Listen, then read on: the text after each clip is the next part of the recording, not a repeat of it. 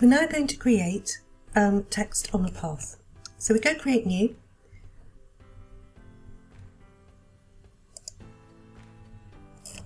And let me just bring that over to the screen because it was on a different one. So what I'm going to do is I want to create something that is 5 centimeters wide by 3 centimeters high. I'm going to call this text underscore path because I don't like spaces in file names. It's bad practice to put spaces in there. And we're going to do 300 pixels per inch. So it might be set at centimeters, change it, make sure it says pixels per inch. Okay, we're going to do RGB 8-bit with a white background and go create. So we've now got this document on our screen and we're going to now start working with paths. So we're going to use the path tool. So you will find that, or the pen tool. So if you look down your toolbar, you'll see the pen. If you can't see the pen, you'll see it could be one of these other tools that's there. You can also use the shortcut key pen to get to the P to get to the pen tool. And what I'm going to do is I'm going to go onto the canvas now and I'm just going to click 2 separate points. So click twice and create a path. And this is a straight line. What we're now going to do is modify that path. So we're going to go back to where the pen tool is, click and hold it down, and we're going to go and select the convert point tool. And we're going to hover over the first point. You'll notice that I've got a white arrow at the moment, and as I hover over it, it changes to this little pointer. So what we're going to do, that's what the one we're going to work on at the moment. We're going to click and hold on this actual point. And as I click out, I'm going to drag some handles that are going to create Bezier curves. It's like the gradient of a line.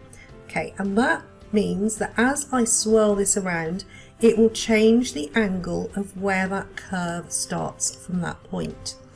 And the wider I pull the handles, the steeper the line is going to go. So I'm going to pull it out to here and let go. I'm now going to go back to the other point on the line. I'm going to turn this into a really nice curve.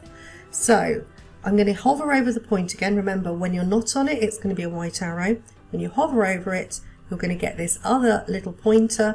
We hold down the mouse, click and drag out, and now I'm going to get this really nice S-shaped curve. And I'm going to let go. So there's a path. This is a very, very simple path. What we're now going to do is put some text on the path. So go and select your text tool over here. I've actually got a very nice font on here which is called Caveat at the moment. You just pick any font that you want to. Make sure that you have a left alignment on the toolbar at the top up there. It's really important that you do left align text. And I've got a font size here of about 22 points in size. Now as I bring the text tool down, normally it has this little indicator to show it's straight text. Watch what happens as I move it over the path though. You'll see it suddenly changes into a very curvy kind of text tool. And wherever I click, that's where the text is going to start. So I'm going to click here and it's obviously going to fill in lorem ipsum automatically. It highlights all the text that's in there, so you don't have to worry about selecting it. Just literally, if it's selected, overtype it. And I'm going to type curved text. And this font happens to have a little bit of curving to it anyway. So I have now put text on that line. But what happens if I now want to just change that line a little bit? So I'm going to go back over to the text tool, the convert point tool over here, so just above the text, go to where that convert point tool is. And as I now move over, it's going to give me the arrows and it's going to give me the points because it knows where those are. But before I hit anything, I'm going to hold Control down. And Control allows me to move an individual point. So for holding Control, I can move a point and move that around. I can also drag the end of the, or drag where the text is. I can also come back and I can actually click on the actual end of the handle and drag that out if I want to. I can click at the other end and drag those pointers around. What it does is it leaves the points with the actual handles on them to allow me to modify them.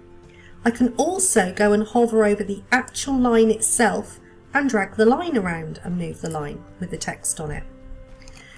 What you can do though is I'm holding down Control, so I don't have Control held. What I'm going to do is go to the end point and I'm just going to click. And what you'll notice is doing that resets the point with none of the handles on it, none of the curves. I can reset it and start again and draw from scratch. So that is the basic way of working with curved and with paths. Your trick is do this, have a go at it yourself, have a little play with it, but then I want you to try and create a spiral using the minimum number of points possible and put some text on that spiral path. Okay, so that's your mission. Start doing this, doing your standard curve text, and then use a brand new document, a brand new system, and use that to create a spiral. And by a spiral, you literally think about something going around in a spiral if you weren't sure what that means. So see what you can do, see how many points you need to create a spiral.